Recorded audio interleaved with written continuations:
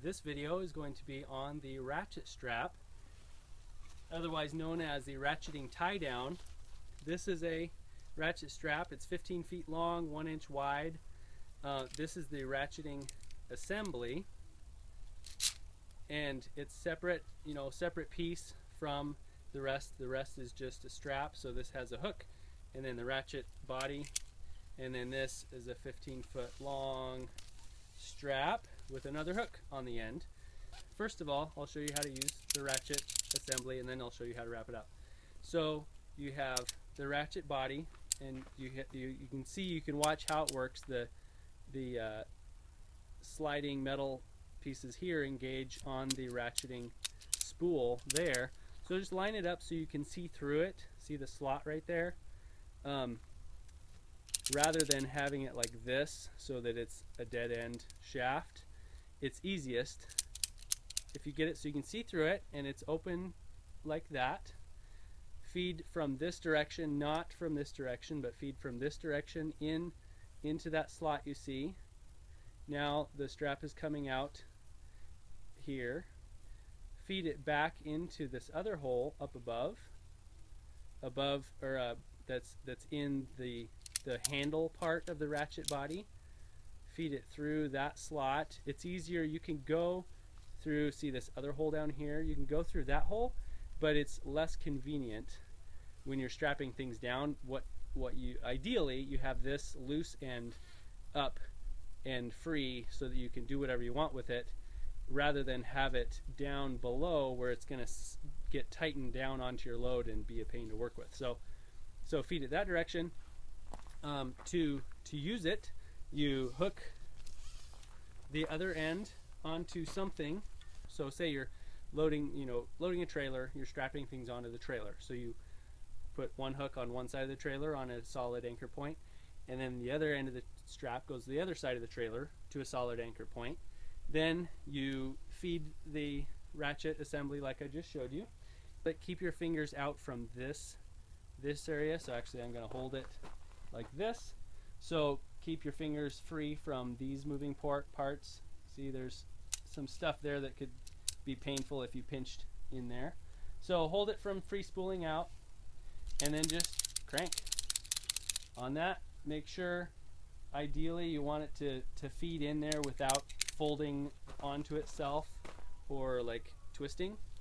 So you can ratchet, and the more you crank, the more it tightens. If you go really crazy and put a ton of webbing on there, it's hard in this angle. Here, I'll go like this. I'm gonna just wind it as full as it can handle of webbing, and you'll hear the ratchets start to stop clicking right there. They're just jamming up. See, they're all full of, I'll unhook here and show you. Because they're all full of webbing. The webbing is pushing the ratchet engaging bars here. They're all jammed full of strap. So now it's not going to work. So you want to get it, almost as tight as you want it before you start cranking, and then you'll crank and you'll only get a couple wraps of strap on there, and you won't have that problem. I just released it without showing you how, so I will tighten it up again so it's firm. This is the proper tightened position. Close this so it's not just hanging out and ready to catch somebody or whack something you're driving by. Close it like this to release it. See this bar, this padded bar thing says unlock. It may say release. So just open it up and then push on the release button. It pulls that bar free. Then go all the way back. See these slots right here? Those are little slots to receive that bar all the way open, and when it does that, it automatically, there's a cam section back here, a wider section of that body, and it automatically pushes this lower ratcheting catch out of the way. And there, now it's fully disengaged from the spool, and you can freely spool it like that. See, now it's totally loose. So that's how you release it. You know how to wind it. I will show you one more thing before I wrap it up. If sometimes you can't hook straight onto something, say you're hooking it into an eye bolt. I do this all the time on my trailer. The eye bolt is too large, too thick, so this won't fit. So what you can do is go through the entire eye bolt, come out, and then wrap this around the hook 2 or 3 times. You have to do 2 or 3 times, and then you pull tight on it and it holds. If you only do once like that, then it goes like that and it might come loose later. If you do one, it can twist and end up doing the same thing. So you need to do 2 or 3. Here, we'll go in, and I've gone around once, twice. So I would do twice. You could do 3 for good measure, but I usually do twice, and it holds totally rock solid so long as it's tensioned. If it's loose, obviously it might shake free, but that is going nowhere. I use that all the time to anchor around odd things that I can't just hook onto. So you can do that on either end of the strap. So now, the easiest way I've discovered to deal with these things and keep them from making a mess and becoming a big rat's nest, there are several options.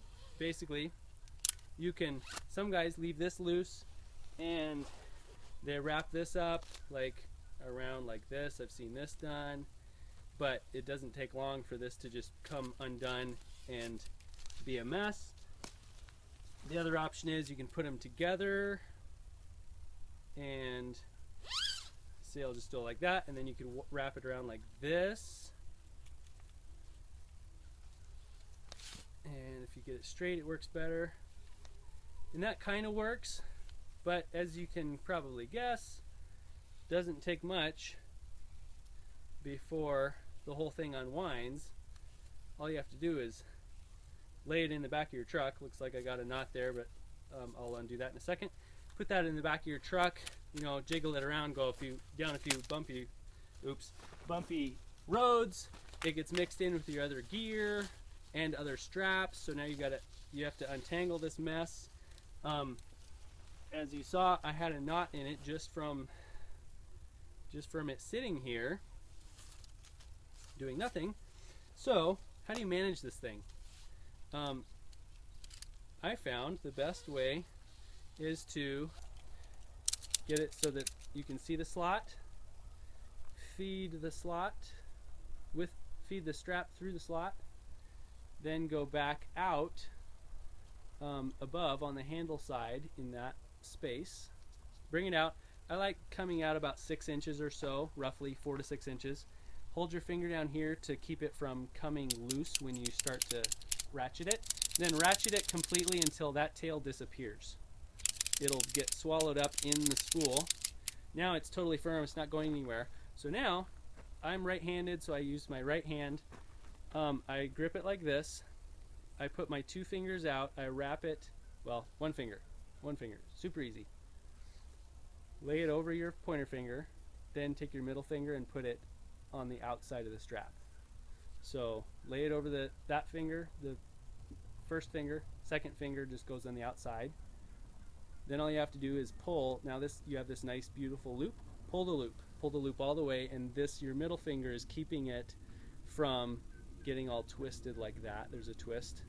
So you're just feeding it between your fingers basically. And you go all the way, pull the loop, all the way until you get to the end where the other hook is. There, I ran into the hook. So now just wrap around it with my whole hand. Now I'm going to turn around so you can see the inside. I'm going to have my 2 fingers just spread like that. I'm going to go around all of it. So now the strap just goes around those 2 fingers, and then I spread my fingers a little bit so there's a hole in between them, and I reach in and I grab the strap and I pull it through the hole. Or you can, so I went around my fingers, and then, or you can push it through from the back side, push it through. So now you have a little knot, half hitch basically, around with a bite or a loop coming out, and then cinch that loop up a little bit with the free end, and then stuff another bite or loop into that one, and then you just repeat that process over and over until you get to the end. So you just keep, I put 2 fingers through, my thumb and forefinger, and then I pinch the bite and I pull the bite through, and then I just repeat that. And you can do it quick and messy, or you can do it nice and slow and making sure it's tight and snug and stuff like this. Either way, it'll help to keep your strap from unraveling. Now the last step, you take the loop. I don't have enough strap here to do another loop, so I'm just going to take the end and put it in that hole and then pull it tight, cinch it tight. And there you have an assembly that is super user-friendly. I can toss it in a bin, I can toss it in a bucket with 17 other straps, and yes, they will hook onto each other a little bit, but when it comes to pulling them out, it's a breeze compared to the alternatives. The other cool thing is to get this out of this stored state. You just undo that last bit that you put into that last loop. You take that out, and then see, now that loop is just a slip knot basically. If you pull that, you have another loop, and then you pull that, you have another loop. So all you do, I'm gonna wind her back up. So all you do, after you pull the end out, you just let it go, and it comes undone. If you need to, you can give it a flick. Be careful what's off in the distance so you don't flick it and throw it at somebody. But there, it's ready to go, ready to use, and ready to daisy chain. That's called a daisy chain. Technically, that's what that style of caring for it is called. So take care of your ratchet straps. They'll last you a long time if you take care of them, and you'll be able to do a lot with them. Thanks for watching, and I'll see you next time. One more thing I forgot to tell you. You know this because you found this video online, but if you ever forget, or for those of you who found this randomly in other ways, look on the ratchet strap that you got from me at the live workshop, and it says how to use. Go to www.tomwiley.org/strap, and you will see this video again and any future videos that I put here on how to use and take care of a ratchet strap. Thanks, take care.